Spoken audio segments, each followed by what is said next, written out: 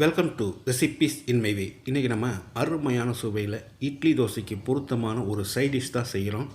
ஒரு கப் அவலில் ஒரு மாதம் ஆனாலும் கெடாத இந்த சைட் டிஷ்ஷை எப்படி செய்கிறது, இதுக்கு தேவையான பொருட்கள் என்ன பார்க்கலாம் வாங்க.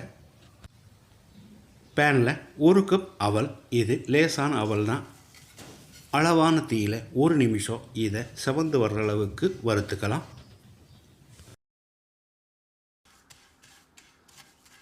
செவக்கிற அளவுக்கு வறுபட்டுருச்சு. இதை எடுத்து பிளேட்டில் கொட்டி ஆற வச்சிடலாம்.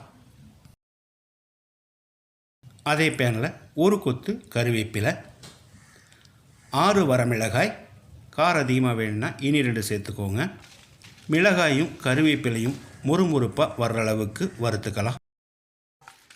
முறுமுறுப்பாக வர்ற அளவுக்கு வறுபட்டுருச்சு. இதையும் எடுத்து பிளேட்டில் கொட்டி ஆற வச்சிடலாம்.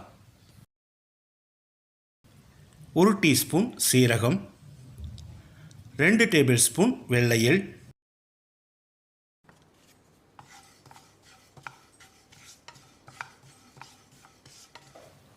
இதோடைய 1 டீஸ்பூன் கல்லுப்பையும் சேர்த்து எள் செவந்து வர்ற அளவுக்கு வறுத்துக்கலாம்.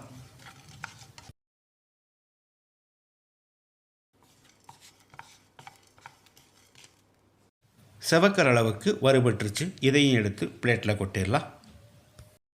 2 டேபிள் ஸ்பூன் அளவுக்கு பொடியாக நறுக்கின இஞ்சி, ஒரு பெரிய நெல்லிக்காய் அளவு புளியை சின்ன சின்ன துண்டுகளாக பிச்சு போட்டுக்கலாம். ஒரு 1.5 நிமிஷத்துக்கு இதை நல்லா வறுக்கணும். இஞ்சியோட ஈரப்பதம் போகிற அளவுக்கு வறுபட்டுருச்சு. இப்போ இதில் 4 டேபிள் ஸ்பூன் துருவின தேங்காய், தேங்காயோட ஈரப்பதம் போகிற அளவுக்கு ஒரு 2 நிமிஷம் இதை வறுக்கணும். கிட்டத்தட்ட செவந்து வர்ற அளவுக்கு வறுக்கணும். செவந்து வர அளவுக்கு வறுபட்டுருச்சு. இதில் 2 டேபிள் ஸ்பூன் காஷ்மீரி மிளகாய்த்தூள், இது இல்லைன்னா சாதாரண மிளகாய்த்தூள் 1 டேபிள் ஸ்பூன் போதும். 1 டீஸ்பூன் பெருங்காயத்தூள். ஸ்டவ் ஆஃப் பண்ணிவிட்டு பேன் சூட்லேயே ஒரு 10-20 செகண்ட் பரட்டி விட்டுடலாம்.